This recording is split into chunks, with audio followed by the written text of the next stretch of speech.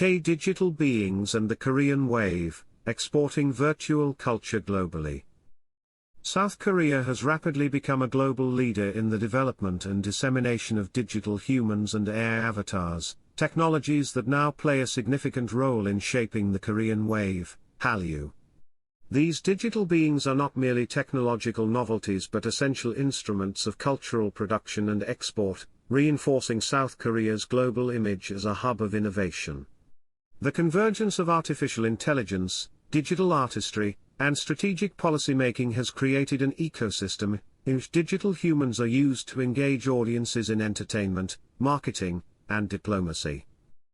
The technological foundations of South Korea's digital human ecosystem are deeply rooted in its robust AI infrastructure.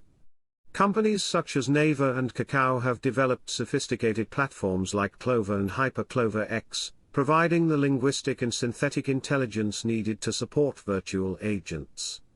In the entertainment sector, SM Entertainment and Netmarble have pioneered virtual idols such as Nevis and Maeve, using tools like generative AI, deepfake, and 3D rendering. These avatars are supported by a broader AI framework established through government policies such as the 2024 Framework Act on Artificial Intelligence Development and strategic investments totaling over 65 trillion South Korean won aimed at bolstering South Korea's global AI standing by 2027. Academic institutions and international collaborations, such as the K-Humanoid Alliance and partnerships with OpenAI, further cement the country's leadership. In K-pop and Korean entertainment, AI-generated idols are increasingly integrated into music production, live performances, and interactive fan experiences.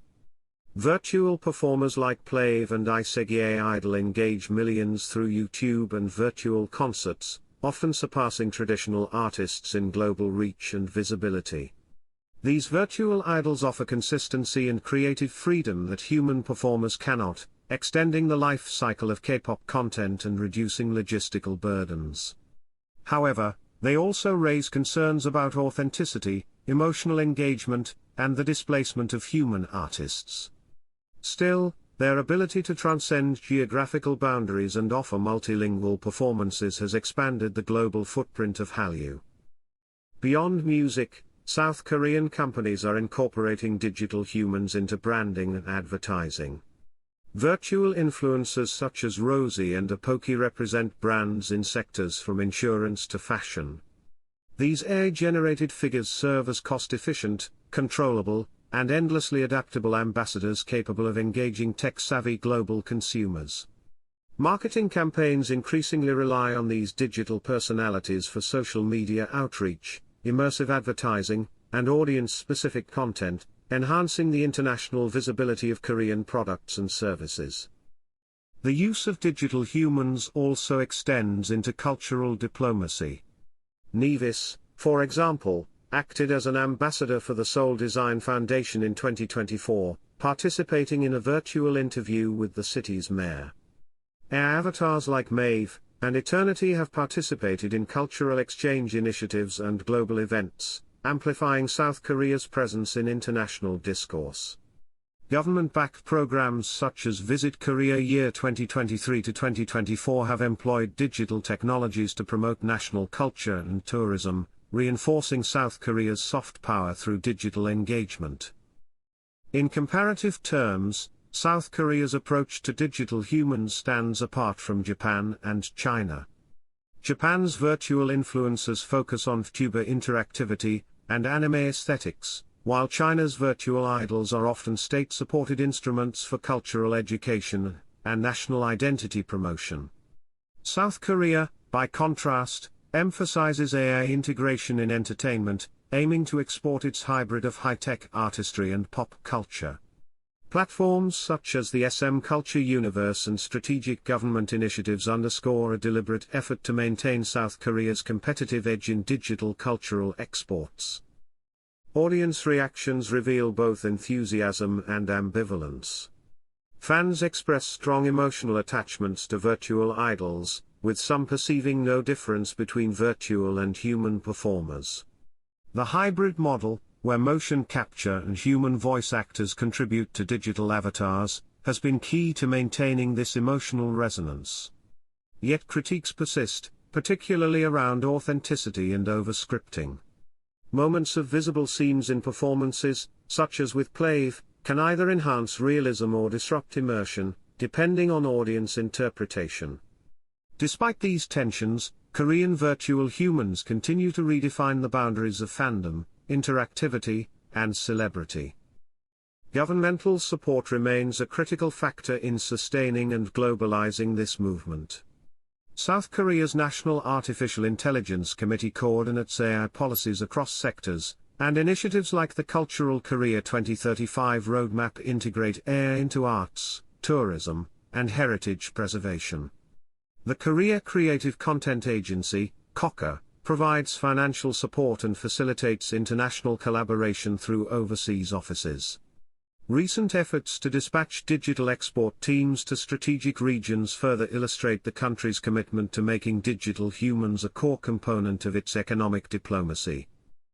As digital humans become increasingly integrated into public and private sectors, their impact on South Korea's national image is profound. These avatars serve as technologically sophisticated, culturally resonant ambassadors of Hallyu. Their multilingual, customizable, and interactive capacities make them ideal for representing South Korea in diverse global markets. As they blend seamlessly into music, gaming, advertising, and education, they amplify perceptions of South Korea as a culturally rich and digitally advanced society. The narratives surrounding virtual humans have also shifted over time. Early representations emphasized technical novelty and cultural innovation. More recent portrayals explore the porous boundaries between real and virtual, especially as fan communities grow emotionally invested in avatars with partial human components. Media narratives are increasingly addressing themes of diversity and inclusivity, as virtual idols can embody various racial, gender, and aesthetic identities not typically seen in traditional Korean entertainment.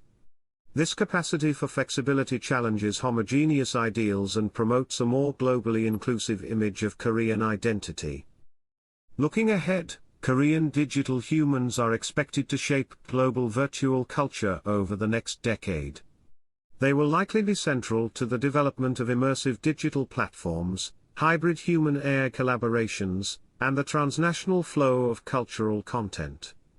Virtual diplomacy will become increasingly common, and cultural exchange may be facilitated more often through avatars than through traditional emissaries. Ethical considerations around labor, identity, and representation will remain critical, but if navigated thoughtfully, Korea's digital humans could become global symbols of innovation, creativity, and cultural connection. In doing so, they will reinforce South Korea's status not just as an exporter of culture, but as a leader in shaping the very frameworks through which global culture is produced and experienced.